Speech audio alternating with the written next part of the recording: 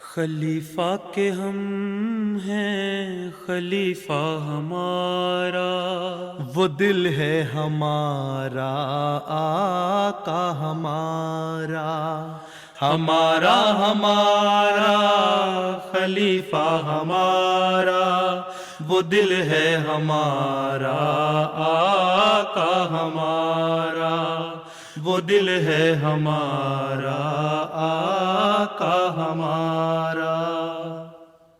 Assalamu alaikum and welcome back to This Week with Huzur.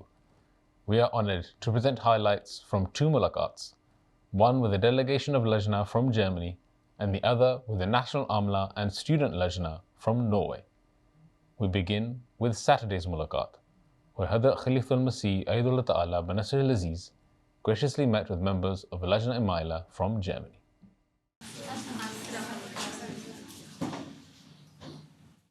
On Saturday, presidents of Lajna Imaila Germany from the Mitzhe region had the blessing of having a mulaqat with Hazrat Khalifatul Masih V, Ayyadullah Ta'ala bin Nasr al-Aziz. The Lajna members had travelled especially for the mulaqat which took place in Islamabad. During the mulaqat, all Lajna had the opportunity to introduce themselves, after which they were able to ask questions on a range of topics related to their responsibilities and their faith. پہلے حضور ہماری رہنمائی فرمائیں کہ ہم دوران سال اپنی ذمہ داری کیسے آسان رنگ میں ادا کر سکتے ہیں۔ ادا کریں، آپ کے پاس لائحہ عمل ہے نا لجنا کا، جی، دستور اساسی بھی ہے، اس میں لکھا ہوا ہے کیا ذمہ داریاں ہیں، لائحہ عمل بھی ہے، اس نے کہنا ہے کیا کچھ کرنا ہے۔ پہلی بات تو یہ ہے خود اپنی اصلاح کریں، ٹھیک ہے، سب سے بڑی بات یہ ہے اپنا اللہ تعالی تعلق پیدا کریں، اپنی نمازوں اور عبادتوں کا معیار اونچا کریں، اپنے علم کا معیار اونچا کریں، قرآن شریف پڑھنے کا، جماعتی لٹریچر پڑھنے کا، پھر اس پر عمل کرنا۔ پڑھنا صرف پڑھنے کے لیے نہ ہو بلکہ عمل کرنے کے لیے ہو۔ پھر لجنا کے ممبرات جو ہیں ان سے پیار کا سلوک کرتے ہوئے ان کو سمجھائیں کہ یہ ہماری ذمہ داریاں ہیں، یہ ہم نے کام کرنے ہیں۔ اگر کوئی بے پردہ ہے اس کو پیار سے پردے کی اہمیت سمجھائیں، جو ویسے کمزوری ہے نظام جماعت سے تعلق میں ان کو پیار سے سمجھائیں، آہستہ آہستہ ان کو قریب لائیں۔ تو پیار اور محبت سے سارے کام کریں اور ہر ایک جو عہدیدار ہے وہ ایکٹیو ہو، صدرات جو ہیں ان کی عملہ کے ممبر ہر ایک ایکٹیو ہو، صرف عہدہ لے کے اس بات کو خوش نہ ہو جائیں بلکہ اس کو فضل الہی سمجھیں اور شکرانے کے طور پر زیادہ بڑھ کے کام کریں۔ A Lajna member also asked Hazrat Amirul Mu'mineen about how they should ensure that Lajna and Nasrat are able to protect themselves from harmful use of artificial intelligence. یہ کوئی نئی بات تو نہیں، میں تو بڑے عرصے سے کہہ رہا ہوں اے آئی کا جو استعمال ہے یہ غلط ہو رہا ہے، اس کو صحیح استعمال ہم نے کس طرح کرنا ہے۔ تو اس کے لیے آپ اپنے اویئرنیس دیں لجنات کی ممبرات کو اور ان کو بتائیں کہ یہ اس کے نقصانات ہیں، اور ہر ایک جو ناصرات کی ممبر جو ہے جو 11 سال سے 15 سال تک کی ہے اس کو بتائیں کہ کیا نقصان ہے، کیا فائدے ہیں اس کے، اور اس سے ہمیں کتنا بچنا چاہیے۔ اور آج کل بہت سارے جو ٹیکنیکل فیلڈ میں ہیں ان کے کوٹ نکالیں، وہ پڑھی لکھی لڑکیوں کو دیں تو ان کو بتائیں کہ یہ دیکھو یہ آرٹیفیشیل انٹیلیجنس میں جو لوگ بزنس میں ہیں ان کے یہ کوٹس ہیں، وہ یہ کہتے ہیں کہ اس سے بچنا چاہیے، کیا نقصانات ہیں۔ یہ گورنمنٹ کے منسٹرز کوٹس ہیں، یہ دنیا کے مختلف لوگوں کے۔ تو ریسرچ کریں تھوڑی سی، میں مختلف وقتوں میں بتاتا بھی رہا ہوں، اور اس کی اویئرنیس جب ہو جائے گی باقاعدہ ہر مہینے ان کو بتاتے رہیں لغویات سے کس طرح بچنا ہے۔ صدرات جو ہیں لجنہ کی ہر ممبر کو، ناصرات کی ہر ممبر کو میسیج بھیجیں، قرآن حدیث، مسیح علیہ السلام کے اقتباسات، خلفاء کے اقتباسات سے تھوڑے تھوڑے 4 5 لائنوں کے میسیج ہوں کہ کس طرح ہم نے ان چیزوں سے بچ کے رہنا ہے۔ یہ آرٹیفیشیل انٹیلیجنس ہو یا کوئی بھی سوشل میڈیا کا غلط کام ہو، اس سے ہم نے کس طرح بچنا ہے۔ تو ان باتوں میں تو میں نے عرصے سے کہہ رہا ہوں، اور اے آئی کے بارے میں تو ہمیشہ سے بول رہا ہوں لیکن اس سے فائدہ بھی اٹھایا جا سکتا ہے، لیکن آپ نے دیکھنا ہے اس فائدہ اٹھانے کے لیے کس طرح گائیڈ کرنا ہے اپنی لجنہ کے ممبرات کو۔ ان کے لیے باقاعدہ جو اس ٹیکنیکل فیلڈ میں ہو نا اسے مدد لیں، اور مہینے میں 1 یا 2 مہینے بعد ایک کلاس لے کے ان کو بتایا کریں کہ کیا کیا اس کے نقصان ہیں، کیا فائدے ہیں۔ ان 2 مہینوں میں دنیا نے کیا اس سے فائدہ اٹھایا, کیا نقصان اٹھایا, تو یہ ساری چیزیں دیکھنی چاہیے. ٹھیک ہے. جی میرا سوال یہ ہے کہ جب اصلاحی کمیٹی کی میٹنگ ہوتی ہے تو سیکرٹری صاحب تربیت کہتے ہیں کہ مساجد میں نمازوں کی حاضری بہت کم ہے, صدر صاحب آپ ہماری مدد کریں, لیکن جب لجنہ اپنے حامدوں کو توجہ دلاتی ہیں تو وہ یہ کہتے ہیں یہ تمہارا کام نہیں ہے. پیارے آقا اس سلسلے میں ہماری رہنمائی فرمائیں. جرمنی کے لجنہ کے خطاب میں بھی, یو کے لجنہ کے خطاب میں بھی, لجنہ کا اجتماع کے خطاب میں بھی کیا کہا میں نے, یہی بتائیے نا کہ عورتوں کو کام میں خامدوں کو بھی ٹریننگ کریں, حوالے نکال کے دکھا دیں. اگر تمہارا کام نہیں تو پھر مجھے یہ خلیفہ وقت نے تو یہ باتیں کی ہیں. کوئی ایسا ایشو ہے ہی نہیں جس کو میں نے نہ کہا ہو. ریسنٹلی کہہ چکا ہوں, تینوں جگہ کہہ چکا ہوں کہ خامدوں کو بھی میں کہہ رہا ہوں, صرف عورتوں کو نہیں کہہ رہا. اصلاح کریں اپنی. انصار اللہ کے اجتماع میں میں نے کہا مردوں کو بھی کہہ رہا ہوں, خدام کو بھی کہہ رہا ہوں, عورتوں کو بھی کہہ رہا ہوں اپنے ٹریننگ دیں, ان کا تو کام ہے کہنا. تو یہ توجہ دلانے کی ضرورت ہے. حوالے نکال کے پیش کرتی رہے. اسے کہو جی کہ کہاں لکھا ہوا ہے کہ کوئی نیک بات جو ہے وہ عورت نہیں کہہ سکتی. رسول صلی اللہ علیہ وسلم نے فرمایا کہ دین جو ہے وہ عائشہ سے سیکھو, عورت سے سیکھو. عورتیں دین پڑھایا کرتی تھیں. صلی اللہ علیہ وسلم یہ فرماتے ہیں کہ مرد عورت کو توجہ دلائے دینی کام میں, اور عورت مرد کو توجہ دلائے ہیں, اور جو توجہ دلائے گا اس کو ثواب ملے گا, اس کا عبادت کی طرف توجہ دلانے کا بھی. جس طرح ہے کہ عورت اور مرد سوئے ہوں, فجر کی نماز کا وقت ہو تو اٹھ ان کو جگاؤ, چھینٹا مار کے جگاؤ. تو عورت کو مرد جگائے اور مرد کو عورت جگائے. حدیثوں میں آیا ہوا ہے مرد کیا کہتے ہیں تمہارا کام نہیں. کہو آپ لوگوں نے دین پڑھا ہی نہیں ہوا, کام نہیں تو پھر کس کا کام ہے. مرد بہت سستی کے چھپانے کے لیے بہانے کرتے ہیں. One of the Lajna members mentioned that children are increasingly spending long hours on mobile phones at home and asked for guidance on how to advise their children in this regard. وہ سمجھائیں کہ جو مجلس کے آداب ہوتے ہیں, اسلام تو یہ کہتا ہے کہ جب مجلس میں بیٹھے ہو تو دوسرے کان میں باتیں بھی نہ کرو, کیونکہ اس سے مجلس کے آداب پہ اثر پڑتا ہے. کیوں دوسروں کو یوں شک پڑتا ہے پتہ نہیں کیا بات کر رہے ہو. جو بات کرنی کھل کے کرو تاکہ ساری مجلس سن رہے. تو اس لیے جب گھر میں بیٹھے ہوں تو اس کمپنی میں اپنے فون چھوڑ کے آیا کرو, ان کو بند کر کے رکھا کرو, اور پھر ان کے دلچسپی کی باتیں بھی کیا کریں نا. اب بچوں کی دلچسپی کی باتیں ہیں تو آج کل کا کوئی سیاسی ایشو ہے یا دنیاوی ایشو ہے یا پڑھائی کا ایشو ہے, وہ ڈسکس کرنے کے بجائے آپ اسے کہیں گے وہ فلاں لجنہ کی ممبر جو تھی نا وہ بڑی گپے مارتی ہے, اس نے جھوٹ بولا, فلاں کا کام کیا اس نے, فلاں کی چغلی کی. تو بچہ کہے گا مجھے 14 سال کی عمر ہے, مجھے 15 سال کی عمر ہے, مجھے کیا فرق پڑتا ہے اس سے کسی نے چغلی کی یا نہیں کی. تو بچوں کے انٹرسٹ کی باتیں بھی کیا کریں. جب بچوں کے انٹرسٹ کی باتیں کریں گے تو ان کو دلچسپی مجلس میں پیدا ہوگی. تو اگر آپ باتیں ہی کریں گی اپنے انٹرسٹ کی تو بچوں کیا پھر کہیں گے اچھا پھر ہم فون سے کھیلتے ہیں. ٹھیک ہے, اپنا قصور پہلے سمجھیں, اپنی اصلاح کریں. جزاک اللہ. اگر کوئی لجنہ بہن کئی سالوں سے اپنے خامن سے الگ رہ رہی ہوں اور فیصلہ نہ کر پائیں کہ ساتھ رہنا ہے یا علیحدگی اختیار کرنی ہے, پیارے حضور ایسی بہنوں کے متعلق آپ کی کیا رہنمائی ہے؟ ان کو جلدی فیصلہ کر لینا چاہیے. جو اتنے دیر سے علیحدہ رہ رہی ہیں نا تو مخاوند اس کو معلقہ کی طرح چھوڑا ہوا, اللہ تعالیٰ نے ناپسند فرمایا ہے کہ جس طرح تم نے کھونٹی میں کپڑا ٹانگ دیتے ہیں ٹانگ دیا ہے. تو یہ غلط چیز ہے. اس لیے بہتر یہی ہے کہ ایسی عورت پھر یہ نہ دیکھے کہ بچے ہیں اور بچوں پہ کیا اثر پڑے گا یا نہیں پڑے گا. یہ دیکھیں کہ بچوں پہ منفی اثر علیحدہ رہنے سے زیادہ پڑ رہا ہے. اور اگر آپس کی انڈرسٹینڈنگ سے علیحدہ رہ رہی ہیں تو پھر ٹھیک ہے, اور اگر ویسے ہی برائیوں میں پڑے ہوئے چھوڑ دیا ہے اور حقوق نہیں ادا کر رہا بیوی کے, اور بیوی صرف اس لیے کہ پتہ نہیں معاشرہ کیا کہے گا مجھے, لوگ کیا کہیں گے مجھے, بچوں پہ کہیں منفی اثر نہ پڑ جائے, اس سے بہتر ہے کہ خود دعا کر کے فیصلہ کر لیں اور علیحدگی کو خلا وغیرہ لے لینا چاہیے.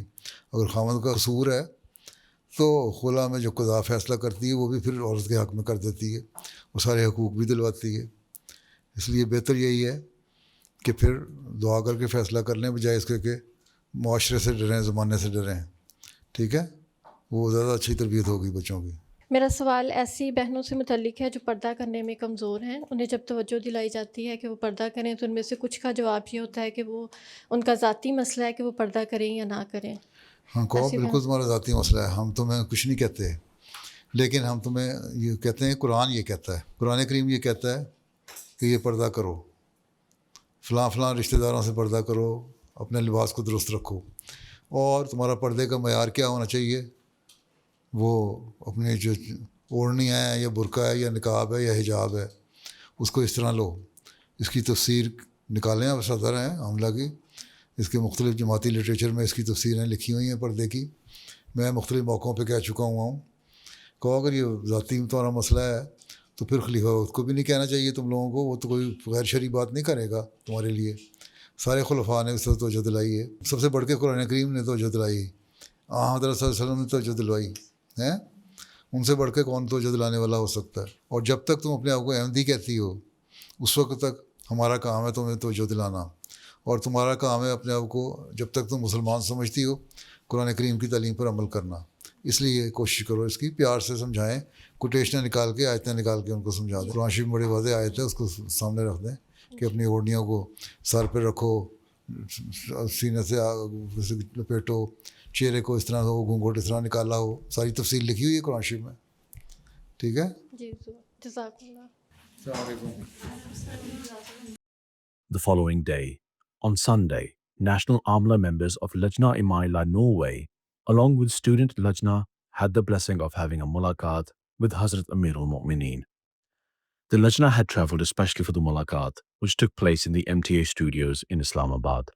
During the mulaqat, the Lajna members had the opportunity to ask questions on a range of religious and contemporary issues. تبلیغ کے دوران جب لوگوں کو خدا پر ایمان لانے کے بارے میں کہا جاتا ہے تو وہ کہتے ہیں کہ ہم نے تو خدا سے نہیں کہا تھا کہ ہمیں اور اس دنیا کو پیدا کرے. میرا سوال یہ ہے کہ ایسے لوگوں کو کیا جواب دینا چاہیے؟ اللہ تعالیٰ مالک ہے، اس نے پیدا کیا، اور اگر تمہارے ہاتھ میں کوئی چیز ہو، یہ کاپی میرے ہاتھ میں ہے، میں جس کو یہاں رکھ دوں یہاں رکھوں، میری مرضی ہے، کسی کو اعتراض تو نہیں ہو سکتا. اس کا حق نہیں، اس طرح بے جان ہے. یہی چیز سمجھنی چاہیے، وہ مالک ہے، اس نے پیدا کیا اپنی مخلوق کو. مختلف دنیا میں چیزیں پیدا کیں، جانور پیدا کیے، شیر پیدا کیے، گائے پیدا کی، ہاتھی پیدا کیے، ڈیر پیدا کیے، اور بے شمار چیزیں پیدا کیں. درخت بنائے، پہاڑ بنائے. اور اللہ تعالیٰ نے فرمایا قرآن شریف میں کہ سارے میری حمد کرتے ہیں، میری تعریف کرتے ہیں. ان کو پتہ ہے کس طرح انہوں نے اللہ تعالیٰ کا شکر ادا کرنا ہے. اس لیے تم بھی کرو. اور یہ پوری کائنات ہے اتنی بڑی، ٹھیک ہے، پورا یونیورس ہے نا.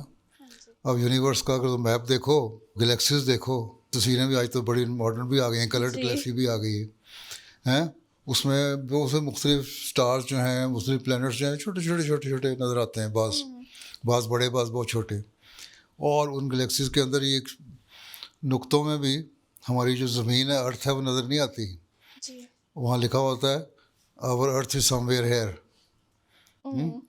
اتنی سی چھوٹی چیز ہے ہم، اور اس میں ہم ایک انسان کی کیا حیثیت، بالکل ہی ایک مائنر مائکروسکوپک جرم کی بھی نہیں ہے.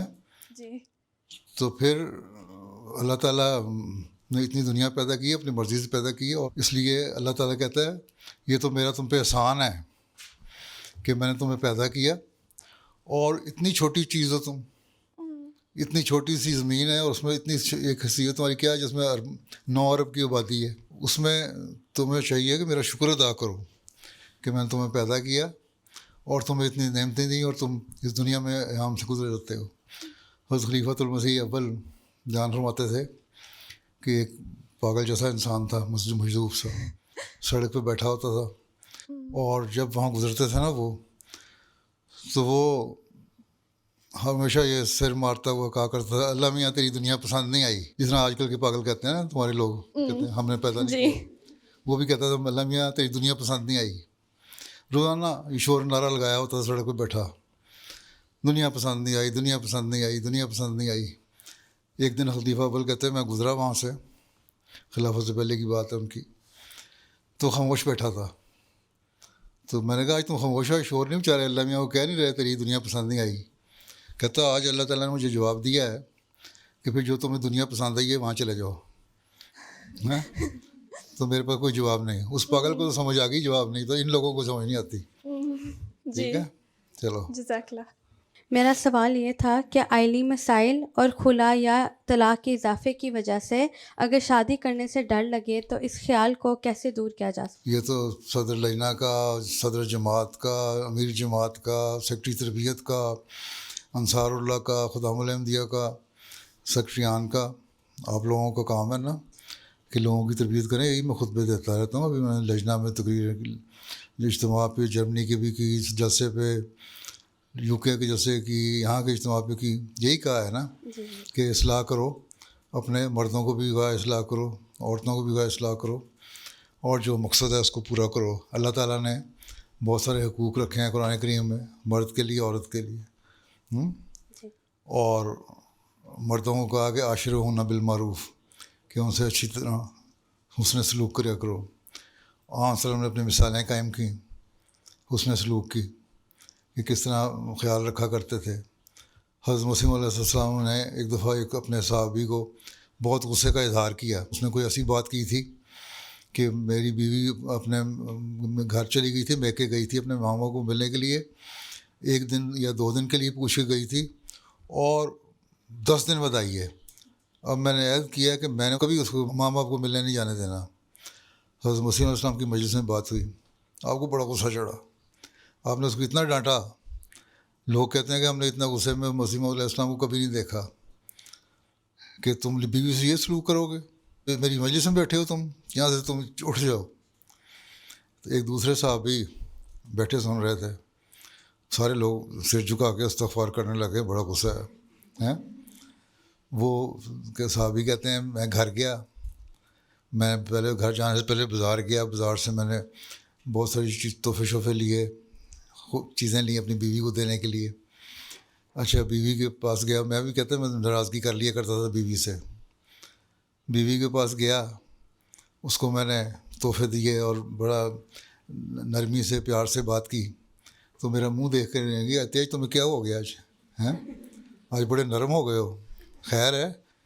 کہتا ہے بس آج جو میرا حال ہوا ہے نا مسیح موت کی مجلس میں, جو میں ڈانٹیں سن کے آیا ہوں, اس کے بعد میری توبہ میں تمہارے سختی سے بات کروں.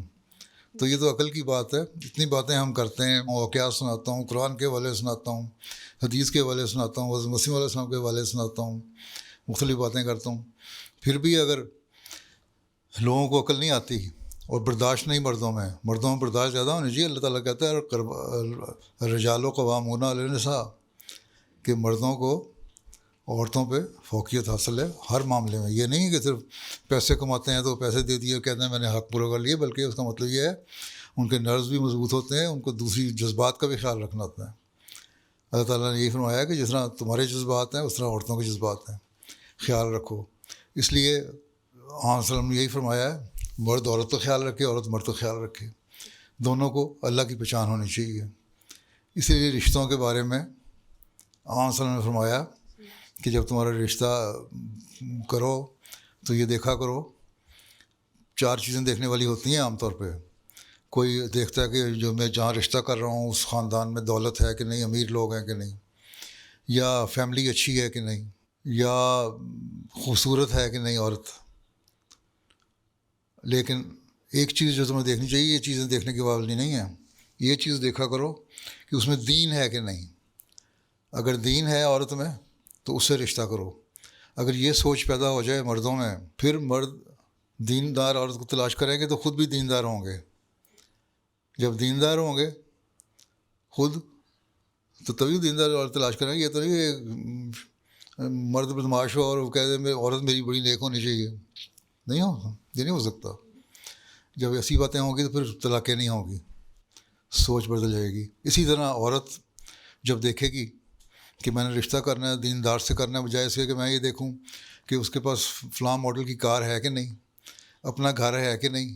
ماں باپ پہلے شرط لگا دیتے ہیں, اچھا ہماری بیٹی تمہارے گھر جا رہی ہے, بتاؤ تمہارا گھر علیحدہ رہے گا سسرال کے ساتھ رہو گے ہیں.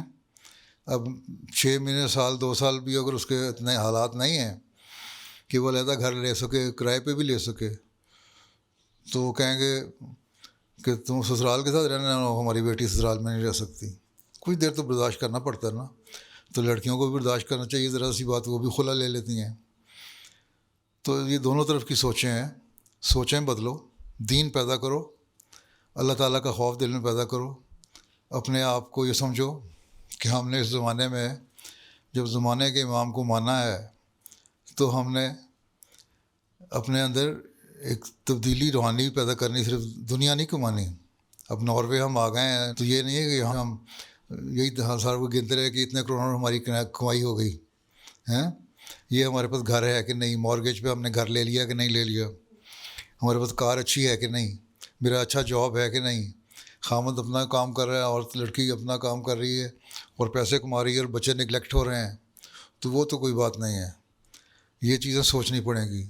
تو سوچیں دونوں طرف کی ہے.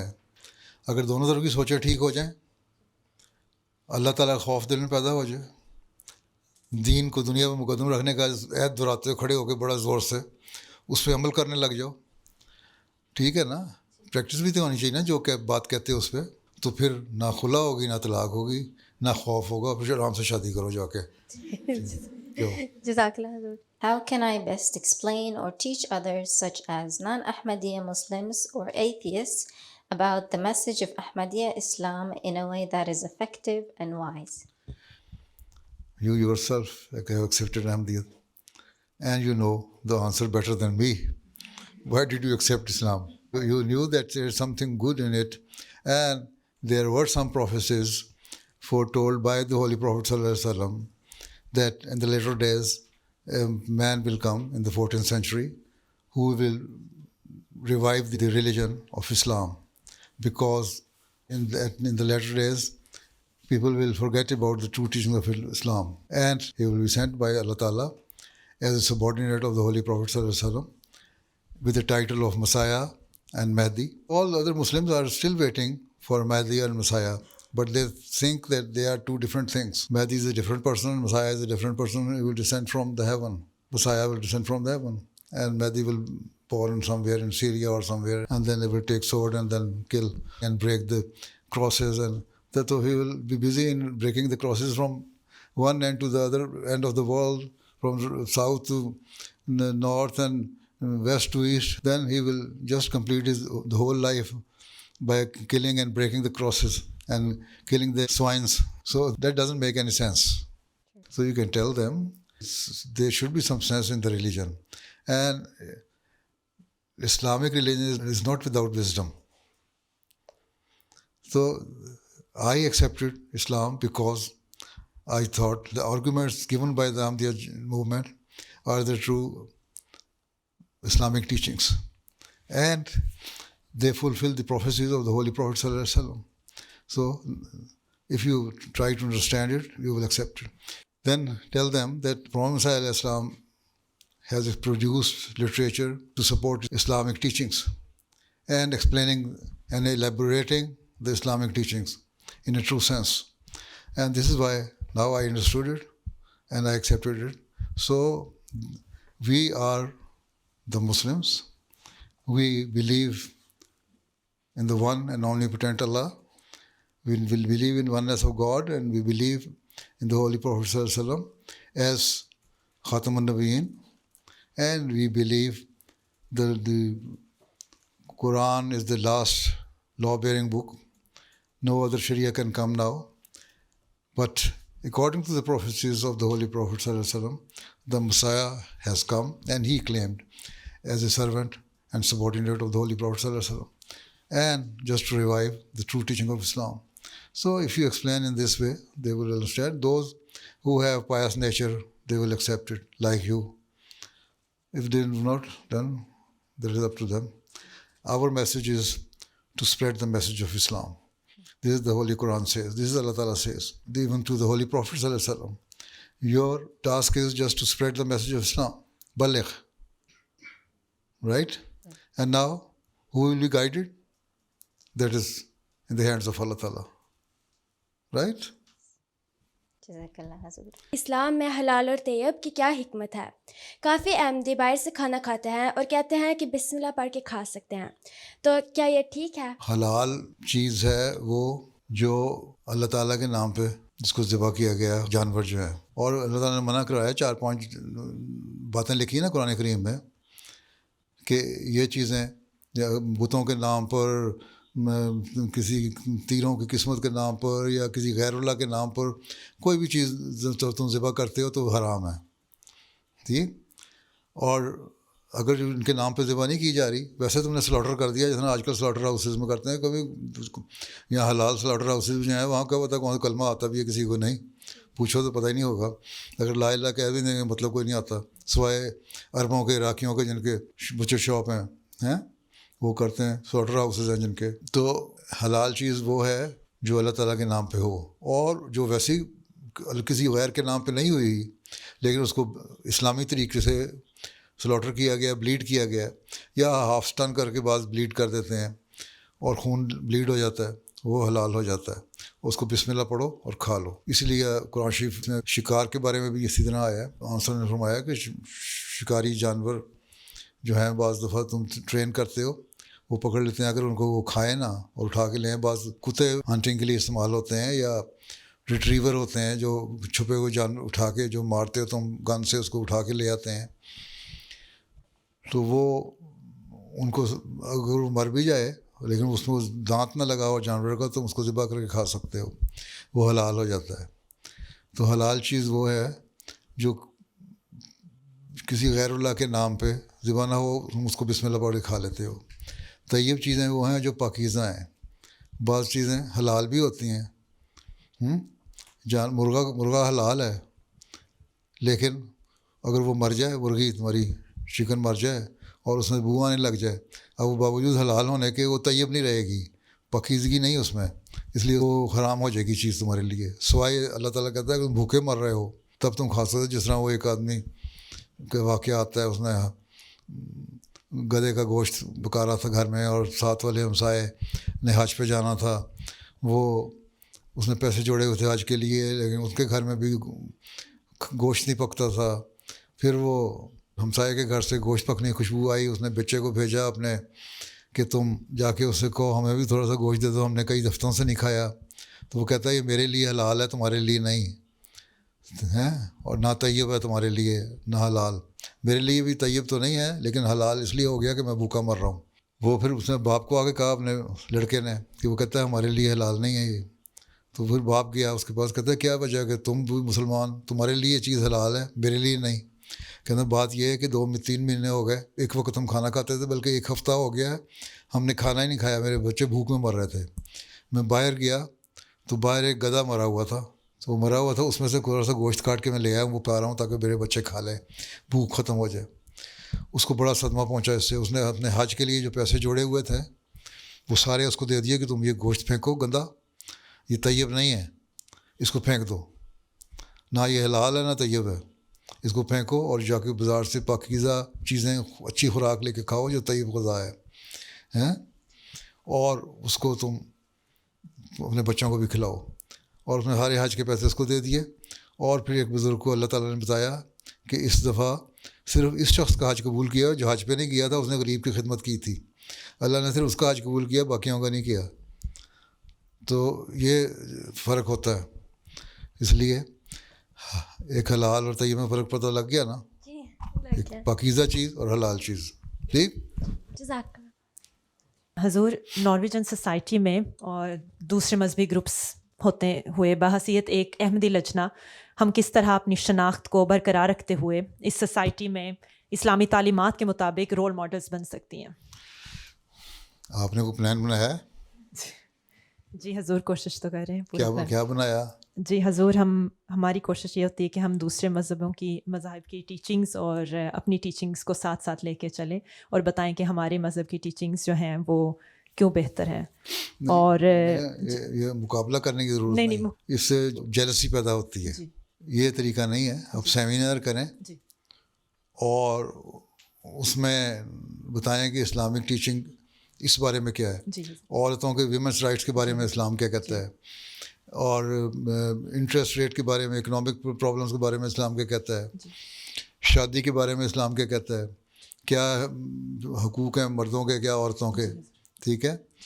اور مختلف حقوق جو ہیں 2-3 سال جلسوں میں تقریباً میں کرتا رہا, آنسروں کے حوالے سے 25-30 حقوق بتائے ہیں. وہ حقوق یہ اسلام یہی کہتا ہے, مختلف ٹاپکس لے کے, اور پھر جو کنٹمپریری ایشوز ہیں ان کے اوپر ٹاپکس پہ اب سیمینار کریں اور کہیں اسلام اس کی یہ تعلیم دیتا ہے, قرآن اس کے بارے میں یہ کہتا ہے, سائنس کے بارے میں یہ کہتا ہے, ماڈرن ٹیکنالوجی کے بارے میں یہ کہتا ہے, اور باقی جو سائنس کی دوسری سبجیکٹس ہیں ان کے بارے میں یہ کہتا ہے. ڈاکٹر اسلام تو کہا کرتے تھے کہ 700 حکم ہے قرآن شریف میں. تو یہ بتائیں جس طرح ایک جلسہ ہوا تھا مذہب کا، ہر مذہب نے اپنی اپنی خوبیاں بیان کرتی تھیں. سیمینر کریں دوسرے مذہب اپنی خوبیاں بیان کریں، عیسائی اپنی خوبیاں بیان کریں، ہندو اپنی خوبیاں بیان کریں. آپ کہیں اسلام یہ کہتا ہے، تو لوگ خود ہی جج کر لیں گے کہ کیا بہتر ہے. اب اسلامی اصول کی فلاسفی جو ہے وہ اسی کا نتیجہ تھا نا. حضرت موسی علیہ السلام نے اسلام کی خوبیاں بیان کی ہیں اس میں، ٹھیک ہے، کہ اسلام کیا کہتا ہے، اسلام اس بارے میں کیا کہتا ہے، اس بارے میں کیا کہتا ہے، اس بارے میں کیا کہتا ہے. اور ہندوؤں نے اپنا مذہب بیان کیا اور دوسرے عیسائیوں نے اپنا. اور سب سے زیادہ جو پسند کیا گیا وہ مسیح موعود علیہ السلام کو مضمون پسند کیا گیا، کتابی شکل میں آ گیا، وہ آپ دیتے بھی ہیں لوگوں کو. تو صرف یہ نہ کہنا کہ ہمارا مذہب بہتر ہے، یہ تو اگلے آپ کو چڑھانے والی بات ہے نا. اب یہ کہیں اسلام کی یہ خوبیاں ہیں، باقی تمہاری مرضی، مانو کہ نہ مانو. یہی تبلیغ کا ذریعہ ہے. اور خود پھر رول ماڈل بنے. لوگوں کو کہنا کہ اسلام کہتا ہے کہ پردہ کرو اور خود بازار میں پھر رہے ہوں گلے میں دوپٹہ بھی نہ ہو. ہیں مجھے پتہ ہے یہاں آگے بعض عورتیں بہت پرانے زمانے کے برقعے پہن کے آتی ہیں، نقاب میں بڑی خوبصورت لگتی ہیں. ایک عورت سے میں نے پوچھا کہ تم نے بڑا اچھا برقع لیا ہے، یہ تم نے سلوایا نیا، کہ یہ کیا نقاب؟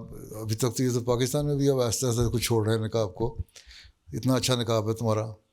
کہتی میں نے یہ سنبھال کے رکھا جب میں آئی تھی، جب آپ کو ملنے آؤں گی مسجد سے جاؤں تو میں پہن لیتی ہوں. کم از کم سچ تو بولا نا اس نے. ہیں تو سچائی ہمارا ایک خاص کریکٹر ہونا چاہیے، اور ایمانداری، محنت، جو ہم کہتے ہیں اس پہ عمل کرنا. قرآن شریف کہتا ہے وہ باتیں نہ کہو جو تم کرتے نہیں ہو. تو جب ہم کرتے نہیں جو بات، اس کو تو اللہ تعالیٰ نے منع کر دیا، نہ کہو، کیونکہ تمہیں اس کا ثواب نہیں، گناہ ہی ہے. ٹھیک ہے. تو آپ کے رول ماڈل جب بچوں کے سامنے اپنے نمونے پیش کریں گی تو اگلی نسل بھی ٹھیک ہو جائے گی. ٹھیک ہے. تو یہی چیز اصل ہے کہ شناخت اپنے بیان کرنی ہے، تو پھر شناخت کے لیے بڑا ایک جہاد کرنا پڑتا ہے. ٹھیک ہے. آپ نے M S C, P H D, B S C, فلاں اسکول کی، ہائر سیکنڈری اسکول کی جو سرٹیفکیٹ لینے ہیں، ڈگریاں لینی ہیں، اس کے لیے محنت کرتے ہیں. ابھی میں نے پچھلے دنوں میں بھی کہا تھا ایک تقریر میں، خدام میں یا لجنہ میں، کہ اور کاموں کے لیے تو ہم محنت کرتے ہیں اور اس کے لیے ہم کہتے ہیں کہ تم نہ کرو. اور جو میری تقریریں ہوتی ہیں ان میں سے پوائنٹس نکال کے وہ بھی لجنہ کو چھوٹے چھوٹے پیسج دے کے نا بھیجا کریں. ہر ہفتے نا ایک پوائنٹ لے کے دے دیا، سرکولر کر دیا، اگلے ہفتے پھر ایک اور دے دیا، اگلے ہفتے اور دے دیا. تو 30-40 دنوں میں یا 30-40 ہفتے، ایک سال میں آپ پورا تقریر کو سرکولیٹ کر دیتے ہیں. ٹھیک ہے. اس سے فائدہ بھی ہوتا ہے. ٹھیک ہے. One of the attendees mentioned that some Lajna members do not dedicate time for the Jamaat because of their work or studies. The questioner asked, how should such Lajna members be guided? دین کو دنیا میں مقدم رکھنے کا عہد کیا ہے نا. تربیت بچپن سے ماں باپ کو کام ہے نا کرنا.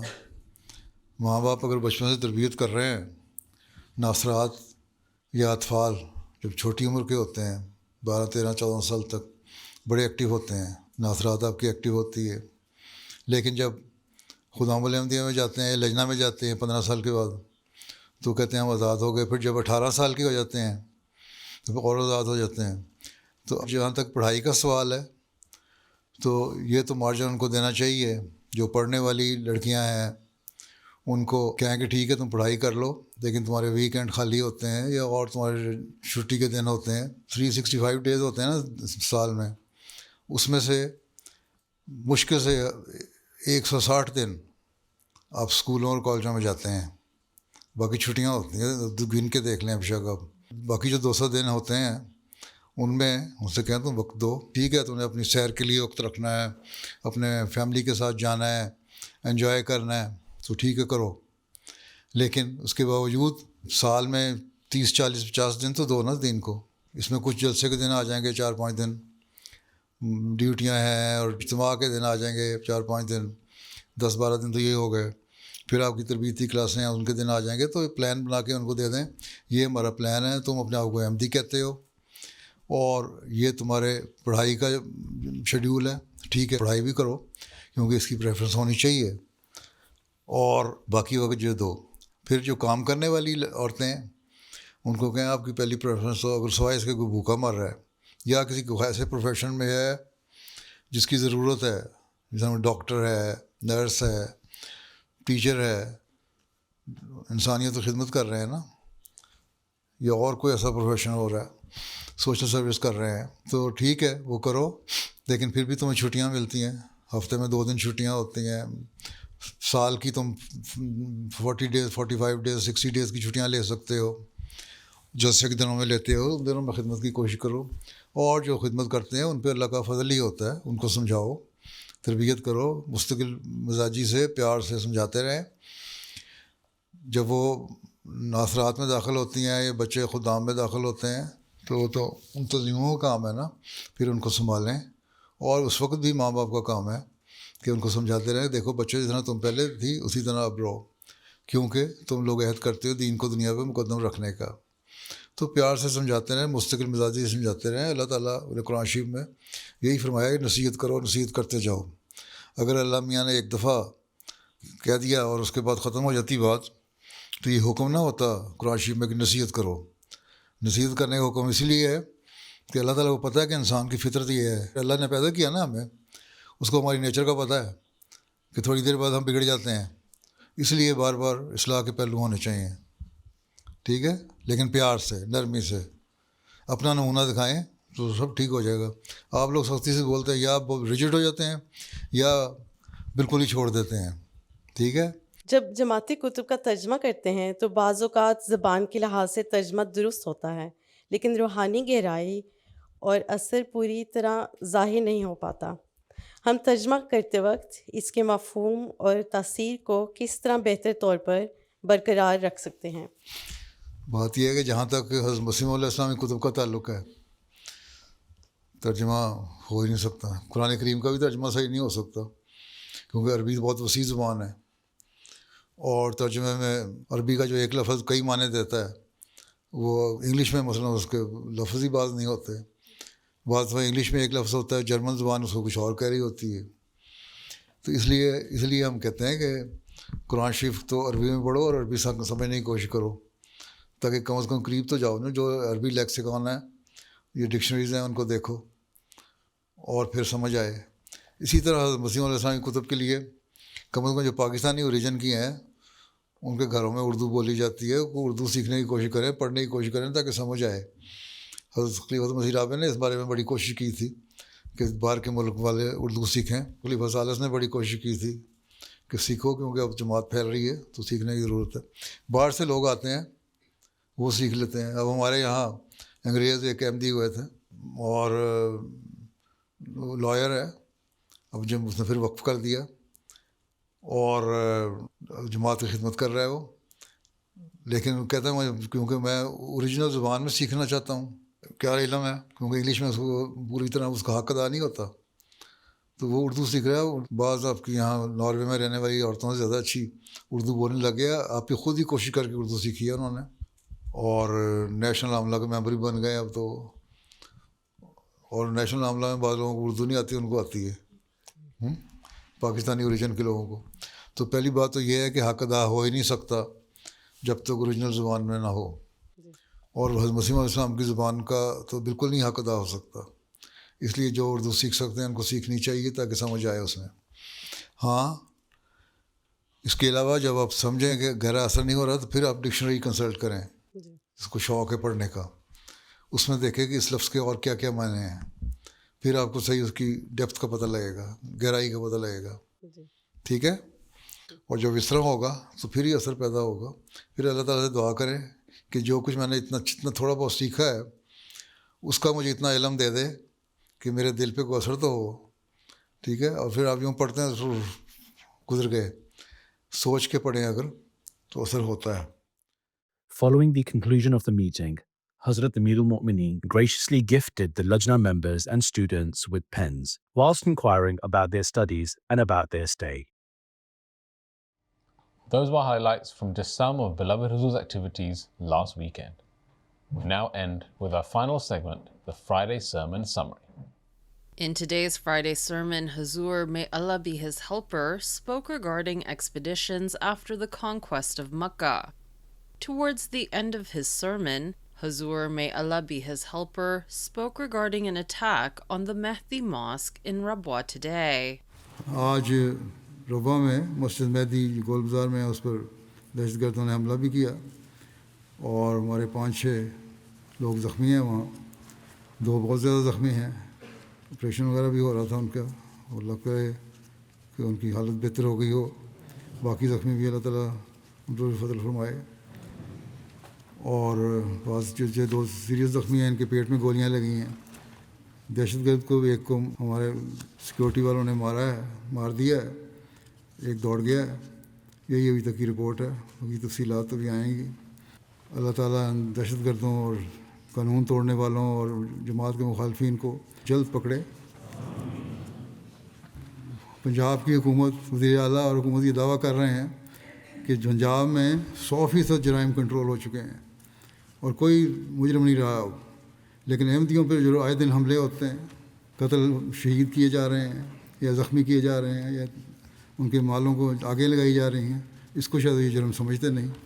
اللہ تعالیٰ ان حکومتوں کو بھی عقل دے اور جلد ہی اللہ تعالیٰ جماعت کے حق میں نشان ظاہر فرمائے.